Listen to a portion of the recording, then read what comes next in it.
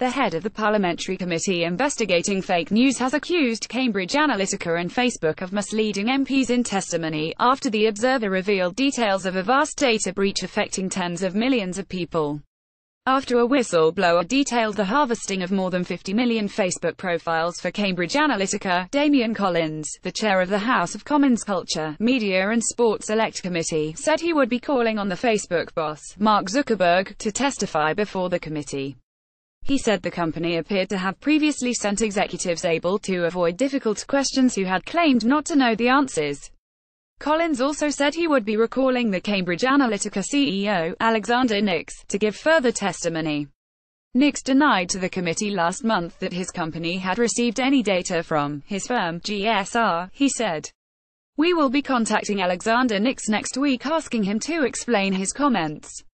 The whistleblower Chris Wiley's claim that the 50 meters, mostly American, profiles were harvested in one of Facebook's biggest data breaches caused outrage on both sides of the Atlantic, with lawmakers in both the UK and America, and a state attorney general calling for greater accountability and regulation.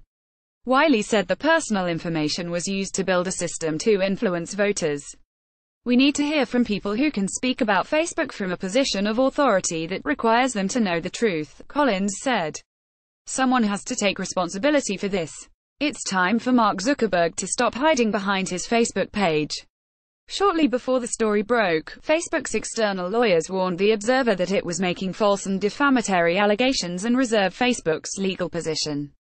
Facebook denies the harvesting of tens of millions of profiles by Cambridge Analytica, working with Cambridge academic Alexander Kogan and his firm GSR, was a data breach.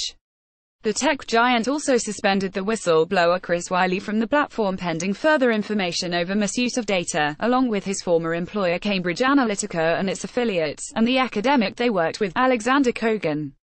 The public attack on Wiley came after he had approached the tech giant about the data breach, offering to help investigate. He described it as a chilling attack on someone acting in the public interest. "They acknowledged my offer but then turned around and shot the messenger. I'm trying to make amends for my mistakes and so should Facebook," he told The Guardian. Facebook has known about this for at least 2 years and did almost nothing to fix it. This is not new, and it's only by coming forward that Facebook is now taking action. People need to know this kind of profiling is happening. Last month, both Facebook and Cambridge Analytica CEO Alexander Nix told the parliamentary inquiry into fake news that the company did not have used private Facebook data, or any data from Kogan's firm, Global Science Research GSR. But in its statement on Friday night, explaining why it had suspended Cambridge Analytica and Wiley, Facebook said it had known in 2015 that profiles were passed to Nix's company. In 2015, we learned that a psychology professor at the University of Cambridge named Dr. Alexander Kogan lied to us and violated our platform policies by passing data from an app that was using Facebook login to SCL, Cambridge Analytica, the statement said. Collins attacked Facebook for appearing to have been deliberately avoiding answering straight questions in testimony to the committee. "It is now clear that data has been taken from Facebook users without their consent, and was then processed by a third party and used to support their campaigns," Collins said. Facebook knew about this, and the involvement of Cambridge Analytica with it. Cambridge Analytica responded to the Observer story on Twitter before Collins had said Nix would be recalled.